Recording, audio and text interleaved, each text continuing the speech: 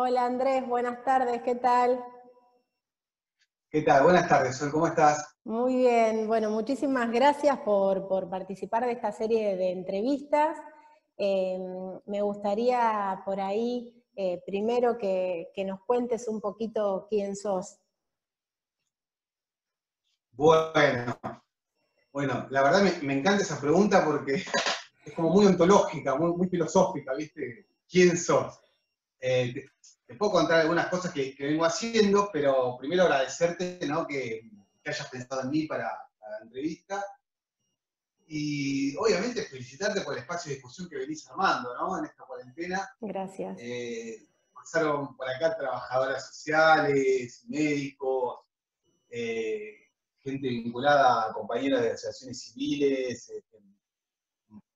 usuarias, madres cultivadoras, la verdad, abogados, abogadas, la verdad, una red interdisciplinaria muy fecunda. Así que me parece muy interesante. Y bueno, aclararte que primero, ¿no? Que no es mi área de trabajo específica, eh, pero no obstante eso, me parece que es un tema que por la demanda, ¿no?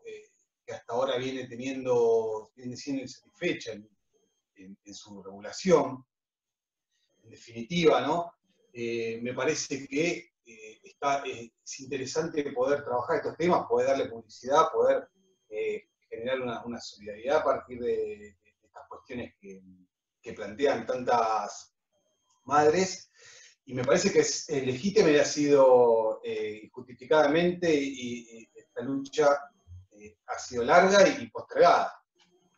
Así que, bueno, comentarte, en lo personal estudié Derecho, después estudié Criminología, en una maestría que se dictó desde la Universidad de Barcelona, y por ahí más de mi campo de militancia e investigación es más lo vinculado al contexto de encierro, pero por eso ahí algunas cositas vamos a hablar, y también comentarte que formo parte soy presidente de un centro de estudios que se llama CEDIR, y que formamos con distintos compañeras y compañeros, que saben también abogadas, trabajadoras sociales, sociólogos, filósofos, digamos, también. Me parece siempre muy interesante la interdisciplina. Así que bueno, entre otras cosas venimos trabajando en la extensión de la Facultad de Trabajo Social, ahí es donde te conocí, y un poco en base a ese vínculo me contactaste para que vayamos trabajando, o por lo menos hablando un poquito de estos temas, ¿no? Sí, bueno, en la cátedra de supervisión de quinto año, nosotros en Trabajo Social en la Universidad de Mar del Plata tenemos un seminario de derechos humanos, y que bueno, ahí hay un poquito de todo para asesorarnos también de lo legal. Y bueno, ahí a mí, más allá de mi investigación que yo estoy haciendo en mamás cultivadoras y lo que viene ahora, esta trayectoria por ahí que vengo teniendo desde extensión, dentro de la red canábica, que no solo aboca a madres y familiares de usuarios de aceite, sino también cultivadores, profesionales y un montón de usuarios y usuarias de uso recreativo, ¿no? De una planta que hoy o sea, que ya desde el siglo pasado se considera una droga. Y a mí me resultó, la verdad, muy buena la charla que tuvimos en ese seminario de persecución, de criminalización, y cómo se van creando desde el poder distintos roles, ¿no? De esos usuarios para poder perseguirlos, y que van variando, como en los 60 por ahí también fueron los hippies, después fueron persecuciones políticas, y bueno, ese usuario, usuaria va teniendo distintos roles y va siendo estigmatizado y va siendo perseguido y criminalizado. Y eso es lo que a mí, bueno, era una mirada obviamente que hasta ese entonces no tenía, y que bueno, me empezó a interesar muchísimo, y bueno, y por eso te invito a esta serie de entrevistas para que puedas compartirnos por ahí cómo funciona o lo que vos puedas aportarnos desde la criminología. Dale, dale, fantástico. Para que primero voy a bajar el volumen, que veo que me está sonando. No sé si... Bueno, ya está, no sé, no importa. No importa. Bueno, primero me parece interesante hacer algunas precisiones, ¿viste? Hay una cuestión, ¿no?, del derecho penal. Me parece que no hay un concepto que sea jurídico penal, que no esté cruzado por una lectura en clave de poder. Es decir, que no tenga una lectura en clave política, ¿no? O se pretende que estos conceptos sean ascéticos, ¿no?, neutros. Estoy ignorando un dato de la realidad.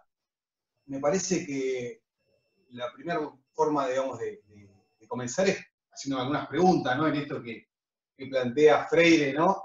También que hay que aprender a preguntar, porque es el inicio del conocimiento, digamos, es poder establecer preguntas, ¿no?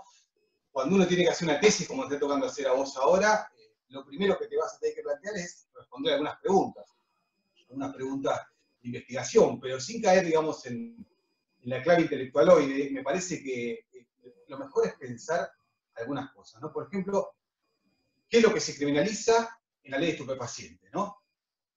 En específico, digamos, toda la lucha por la despenalización tiene que ver con la despenalización de la tenencia, ¿no? Tenencia para consumo, pero la tenencia en sí. La tenencia es lo que se llama en la doctrina penal, en la dogmática penal, un delito de peligro abstracto.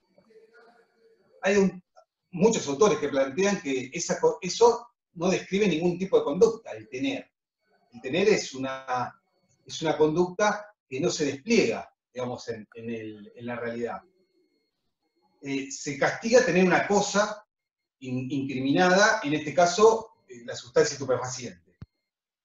Pero, ¿cuál es el daño que se identifica acá? La verdad es que el daño per se es ninguno. Justamente los delitos de peligro abstracto se caracterizan por suponer que por determinada situación es posible culminar en un delito. En otras palabras, pareciera que se anticipa el derecho a los hechos, lo cual está prohibido, ¿no?, específicamente por la Constitución. Se supone que se lo castiga por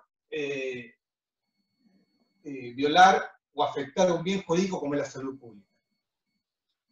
Ahora bien, la criminología en sí se plantea también preguntas respecto de este tipo de cuestiones, y se plantea, ¿no?, por qué delinque la gente, cómo se transforma uno en delincuente, ¿no? En este caso, por tener algo, una cosa, que todavía no se desplegó un hecho, se define delincuente. Y para eso tenemos que plantear, ¿no?, que el derecho penal se ve con mucha claridad la posición antropológica que tenga cada uno, es decir, el concepto que se tiene de ser humano.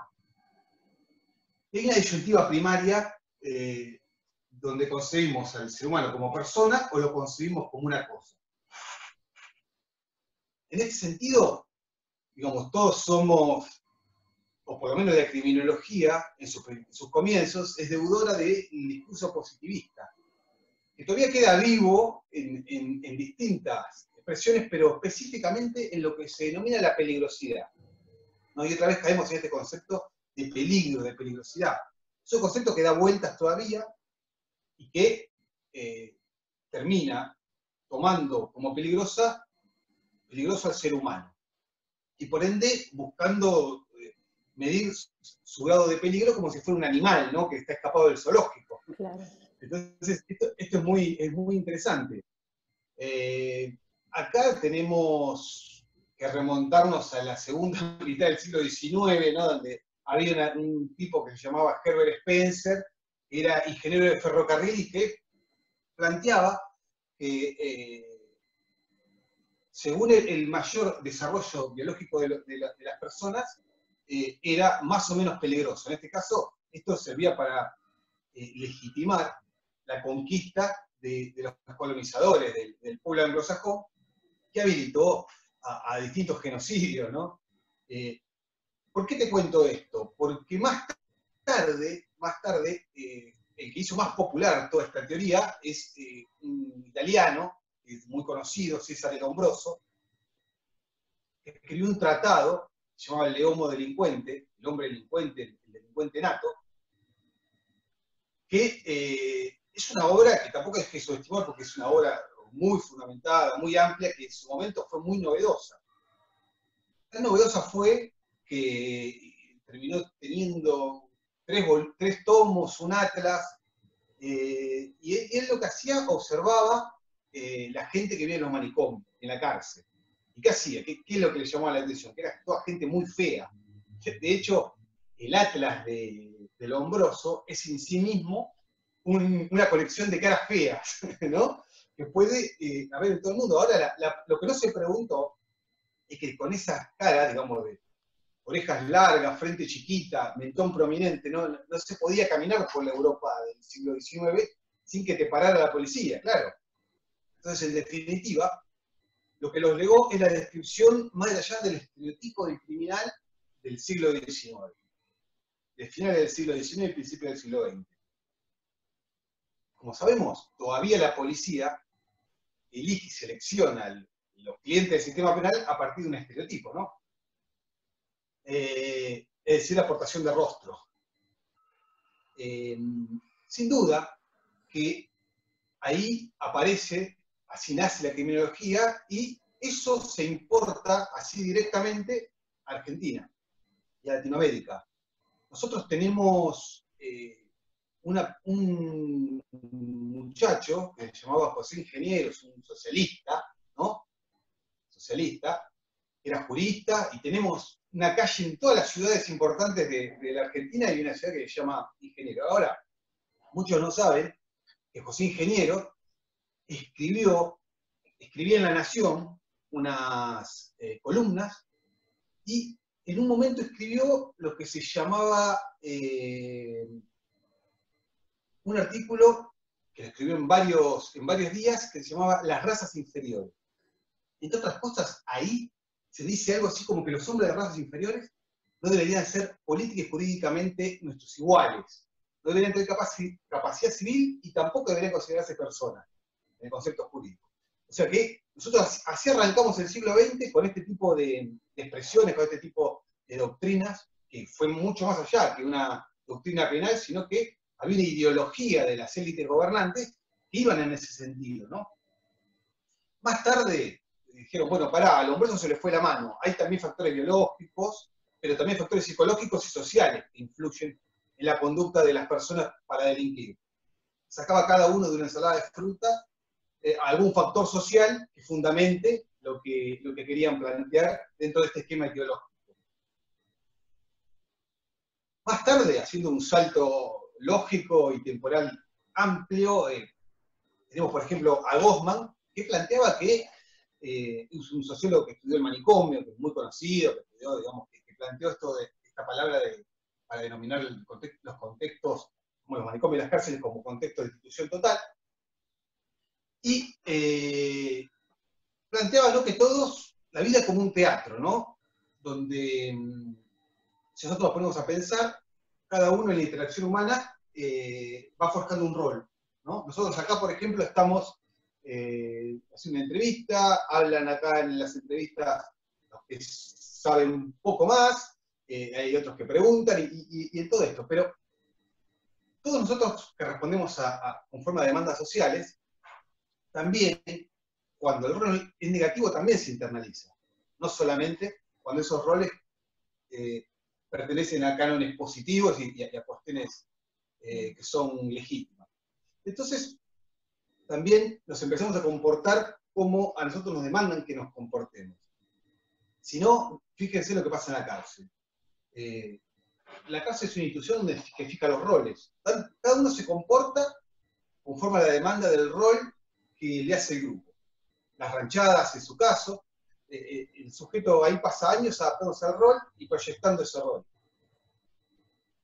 Gracias, y por fortuna no hay un automatismo humano, y gracias a eso no hay un 100% de reincidencia, porque la verdad que con lo que son las cárceles, como la situación, la verdad que es una fortuna eso. Pero yendo un poquito más allá, hay un sociólogo norteamericano que empezó a estudiar un poquito también, ¿no?, en el marco y en la coyuntura del clima político de los 60, especialmente en Estados Unidos, una fuerte lucha estudiantil con reivindicaciones, ¿no?, en contra de la intervención de la guerra en Vietnam, en contra de la segregación racial, empieza a surgir el movimiento feminista, reclamando oportunidades, qué sé yo. Y también en este conjunto de reivindicaciones, donde también estaba este nuevo estilo de vida, el activismo, una vida menos consumista, más liberal en las relaciones personales, hay grupos que empiezan a reaccionar, ¿no? Criminalizando estas luchas de algunas conductas que aparecía como disruptivas. Entonces, el discurso tradicional de la criminología empieza a tropezar con estas dificultades. El nuevo delincuente, el hippie, digamos, el que protesta, el que lucha por las libertades civiles, como le llaman en Estados Unidos,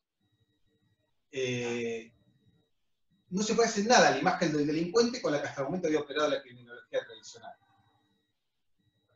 Entonces empiezan a plantearse otras nuevas preguntas, ¿no?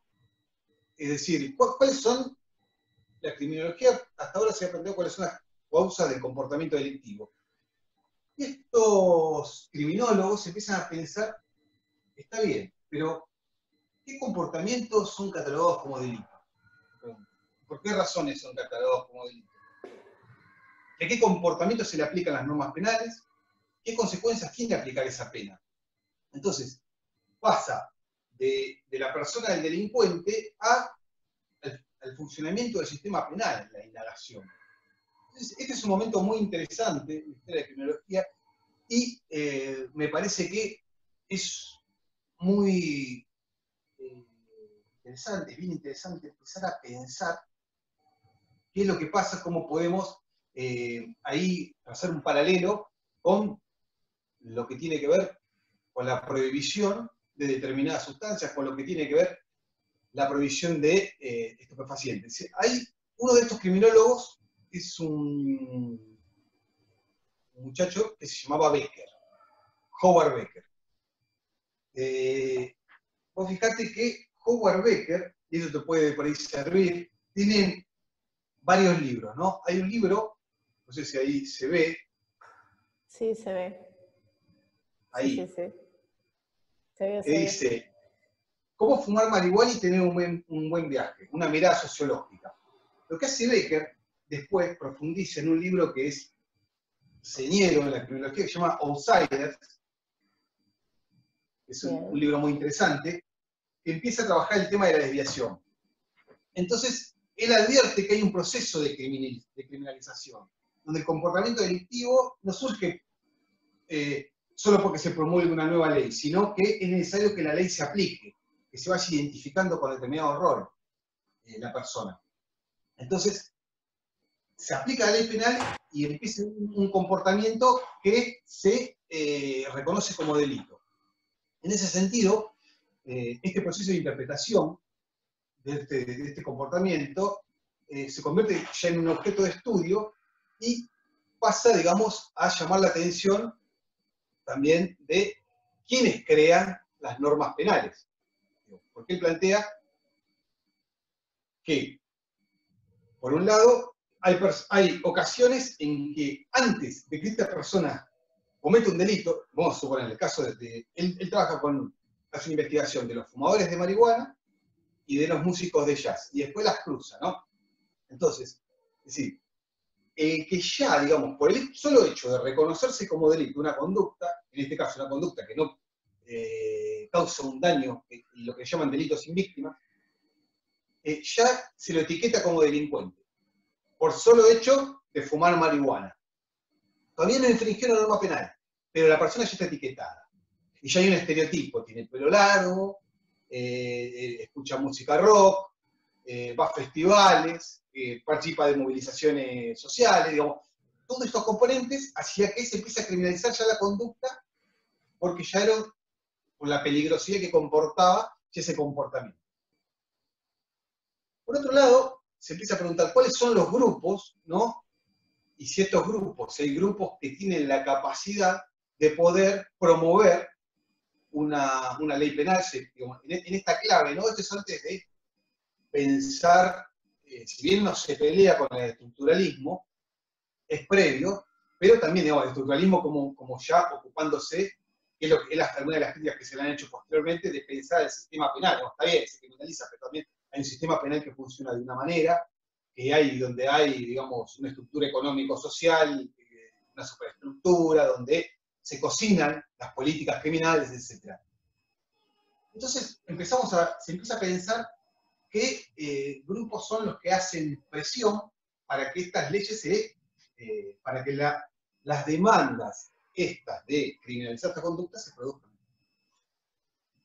se conviertan en ley. Ahora bien, cuando nosotros traducimos eso y lo traemos a nuestro territorio, ya otra vez haciendo un salto y yendo, digamos, a la década del 80, donde, como sabemos, y hay entrevistas que vos hiciste que hay compañeros y compañeras que pudieron explicar esta situación muy bien, cómo surge, digamos, la guerra contra las drogas, el prohibicionismo, aparece que a nosotros nos lo vienen importados, nos lo traen importado de otro lado. O sea, Estados Unidos, en su política exterior, empieza a bajar alguna línea, ¿no? De cómo hay que combatir a la droga en los países del Cono Sur, en los países de Centroamérica. Tal es así que después de la década del 80, hay un investigador argentino que hoy también es político, se llama Saín, Marcelo Saín, hoy es ministro de Seguridad, ni más ni menos que de Santa Fe.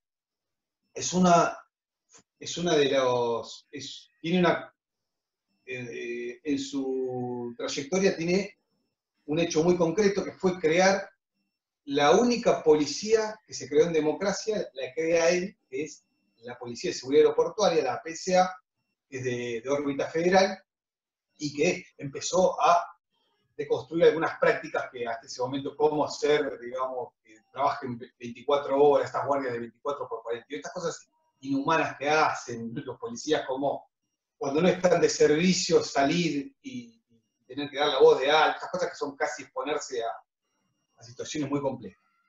Y él, lo interesante es que planteó lo que se llama el doble pacto, ¿no? Que es la regulación policial, por ejemplo, en este caso del narcotráfico, como una práctica inscripta en un pacto de seguridad ciudadana que digamos, se desarrolló del 80 en adelante, la recuperación de la democracia. Por un lado, implica la delegación, este doble pacto es, lo primero, la delegación del gobierno de la seguridad pública a los policías. Y por otro, el control de los delitos, en especial de la criminalidad compleja, por parte de la policía a través de su regulación o de la participación en el mismo pacto. Es decir, este doble pacto entre la policía y la política genera que la droga no se combata. Eso es mentira. Es una de las conspiraciones más escandalosas de todo el siglo XX. Porque la droga, hace muchos años que no se combate, sino que se regula. Es decir, está muy claro, y a mí me gusta tomar este ejemplo porque es muy ilustrativo. Todas estas series que nos ha proveído Netflix en los últimos 5 años, que tiene que ver con el narcotráfico, del narco colombiano, del narco mexicano. Si nosotros, por ejemplo, tomamos la serie del Chapo, por ejemplo, ¿no? Donde el Chapo hablaba con un tipo que estaba en el gobierno, que se ocupaba justamente de manejar las policías, la Policía Federal, y se hablaba directamente con el narco, y el narco hablaba y ahí el ministro regulaba, digamos, es decir, no me tiré muchos muertos en la calle, manejame un poco el territorio, cada tanto haceme una entrega y teneme controlado. ¿Qué pasó en Santa Fe? Con los monos. Se perdió el control del territorio. La policía pierde el control del territorio, se desmadra porque este pacto se cae y aparece esto, mafia. Un poco, volviendo otra vez para atrás, es el aprendizaje que hace Estados Unidos de la ley seca de la década del 20. Es decir, ellos se dan cuenta, después de esa experiencia de criminalidad, de creación de mafias que generó la ley seca, y dice, pará. Esto genera mucha violencia. Entonces saquemos la producción de acá, mandémosla para afuera y acá distribuyamos. Nos quedamos con el 75% de la renta, además alimentamos el complejo militar industrial, le vendemos armas y que siga matando entre ellos. Los tenemos dominados. Fíjate, es una ecuación perfecta la que hace Estados Unidos con la guerra contra la droga. Por eso digo que es una conspiración fenomenal. Entonces, si nosotros tenemos en cuenta que tenemos estas limitaciones, y mientras tanto criminalizamos, generamos estereotipos, hay un sector que cuando nace una demanda, como empezó a nacer en los últimos 15 años, con más fuerza, de legalización o de no prohibicionismo de algunas conductas que están en la ley de estupefacientes, tiene mucha resistencia. Yo creo que lo vimos sin conocer los detalles de la letra de la ley, no me quiero meter, pero el proyecto, digamos, que promovía Aníbal Fernández en el 2012, le sacaron 4 tapas, Clarín, 5 tapas a La Nación, y se lo fulminó. Vos fijate que termina su carrera, digamos, la carrera política de Fernández en las grandes ligas como narco, como el Morsa, digamos. Todo esto es una operación que nace de también marcarle a él, calificarlo por querer promover la desincriminalización de ciertas conductas, y lo que es más importante, pasar de, digamos, un conflicto que es de salud, en todo caso político, a un conflicto policial, para convertirlo en un conflicto de salud. Si hay, digamos, esto que se llama un consumo no responsable, tenemos un sistema de reducción de daños que viene funcionando muy bien en países nórdicos, por ejemplo, en Holanda también, digamos. Pero cuando el hecho de promover la desincriminalización de determinadas conductas ya te convierte en que vos fíjate la pavada, ¿no? Vos sos narco si estás en la política y promovés. Entonces, digamos, esas son las resistencias con las que chocan, con las que se pelea la política a la hora de embanderarse con alguno de estos proyectos de ley. Y ahí un poco está la traba, creo yo, o una de las dimensiones que tiene, para en definitiva poder avanzar con un proyecto de ley que sea mucho más amplio que la ley que generó, la ley que tenemos de hace 2 años, ¿no? Sí. Justo también se me ocurre que por ahí la sociedad civil también, a partir quizás de estos últimos años, es como que el rol no se ha agotado en ese único usuario que se concebía hoy en día, el de gorrita que fumaba el porro, que vivía en tal o cual lugar de la sociedad de clases bajas, por ejemplo, sino que hoy en día los usuarios es como que la sociedad civil se ha reinstituido desde la resistencia y los roles son muy diversos, porque tenés una abuela, tenés una madre, tenés un papá, tenés un cultivador, tenés el que escucha rock, tenés el de clase baja, tenés el de clase alta, tenés un juez, tenés un abogado, o sea, creo que eso como lucha hoy en día, como resistencia ante ese estereotipo impuesto, es como que está logrando por lo menos otra visibilidad de la planta y de los usuarios, ¿o no? Totalmente de acuerdo. De hecho, vos has entrevistado gente que lo explica muy bien. Me parece, sin lugar a duda, que esta demanda que nace, digamos, de la sociedad civil, esto que planteaba esta compañera, digamos, que estuvieron estos días atrás, que también es abogada, que es defensora, como nace de arriba hacia abajo. Es lo que plantean las organizaciones, digamos. Y de alguna manera fueron escuchados en una mínima parte, ¿no? En la parte solamente que tenía que ver con la salud y con un montón de limitaciones y con la falta de aprobación y reglamentación de determinados artículos y todo lo que ya sabemos. Me parece que la demanda se amplió a sectores mucho más vastos, digamos, mucho más abarcativos, de distintos segmentos de la población, donde ya no quedó atrapado en la marginalidad, sino que no solo que se convirtió en una cuestión de salud, y la reivindicación de siempre de no prohibir libertades individuales, no restringir libertades individuales, que implica el consumo responsable. Y si es un consumo irresponsable, pasémoslo a la esfera del sistema sanitario. Saquémoslo del sistema penal, que no sirve para nada, siempre llega tarde, no soluciona.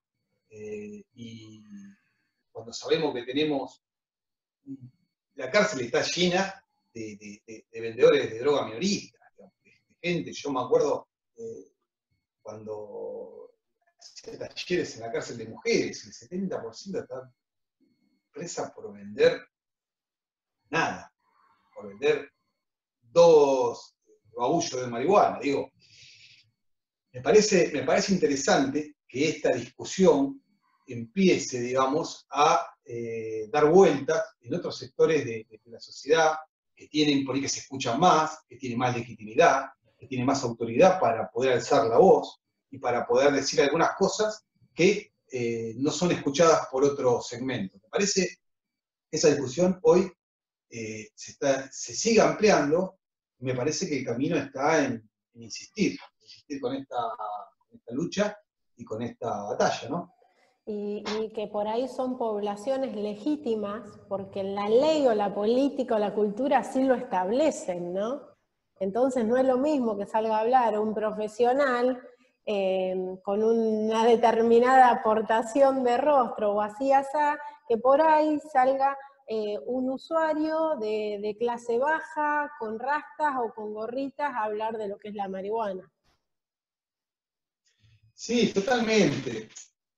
Lamentablemente son procesos que se abren y que por ahí se tarda mucho tiempo en germinar, ¿no? Valga el aporte, digo, porque si vos pensás todo lo que fue la lucha, ¿no? Trazando un paralelismo con, digamos, había en la década del 70 en Argentina, había organizaciones y había sujetos que se habían constituido como sujetos políticos, que tenían una participación concreta, una batalla también por la igualdad y por la distribución de la riqueza, y que por su participación política, independientemente que haya habido organizaciones que tomaron la opción por las armas, rápidamente una cuestión que era política se la convirtió en una cuestión policial, una cuestión penal.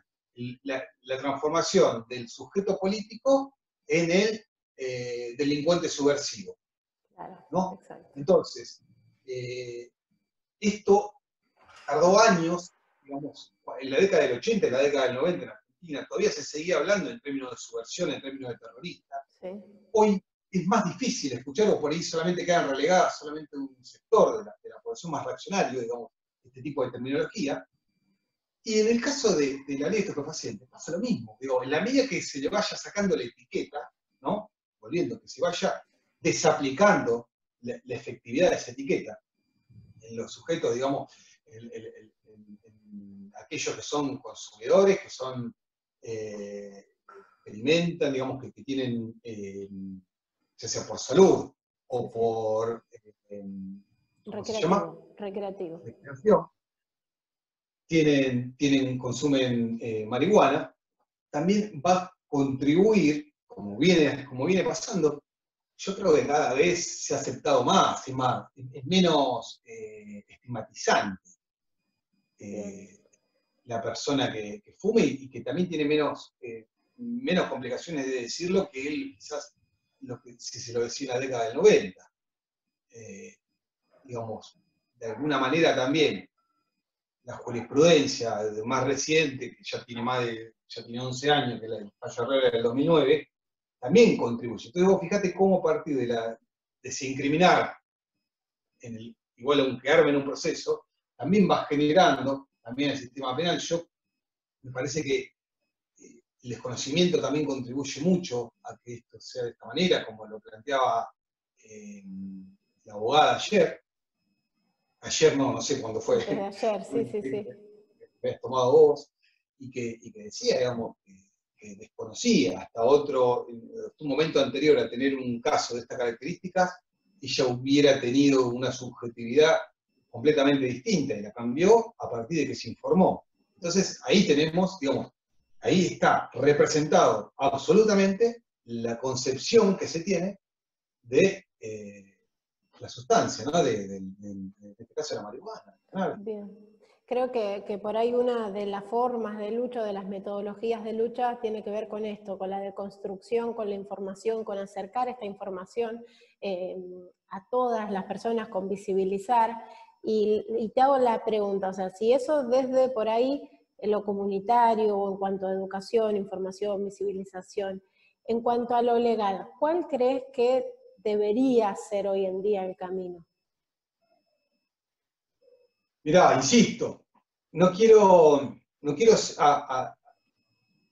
aventurarme en proyecciones jurídicas de un tema que no manejo, pero digamos, por lo que sé, me parece que es importante empezar a tomar modelos, empezar a tomar diseño. Me parece que hay hay datos duros como para poder pensar cómo funcionó en otros países. Por eso digo, no es tanto un problema tan cultural como se cree, tan social, sino que la clase política le cuesta tomar como bandera estas reivindicaciones porque entiende en la ecuación de, digamos, cuando empieza a ponderar ganar beneficios y pérdidas, empieza a entender que le va a dar, digamos, un estatus mucho más, digamos, criticable, mucho más expuesto al escrutinio, sobre todo de los medios, que puede llegar a instalar una noticia a partir de un proyecto, pero me parece que el camino es este, el camino es insistir en la construcción de abajo hacia arriba, en la construcción, insistir en la visibilización, en la sensibilización de la problemática. Me parece que la bandera de la salud es un tema que atraviesa y que genera y que empatiza con todo el mundo, así que me parece que el camino de alguna manera, para empezar a pensar la cuestión, es sin duda correr las mafias. Está claro que acá lo que se ataca es la oferta, pero la demanda va a existir, siempre. Es un hecho, es un hecho. Entonces, lo que debería pasar es que se tome nota de esto y empezar paulatinamente a generar una desincriminalización de las conductas prohibidas, ir de lo más leve a lo más gravoso, ¿no? Bien, perfecto. Bueno, muchísimas gracias por la verdad, por acercarte y poder brindarnos en este espacio todas tus experiencias y tus contenidos. No, muchas gracias a vos, Sol, por el espacio, y espero que haya servido, aunque sea mínimamente, para echar un poquito de luz y para seguir apoyando sobre todo esta lucha, que es la que vos formás parte y que me parece que celebro que se hace. Gracias.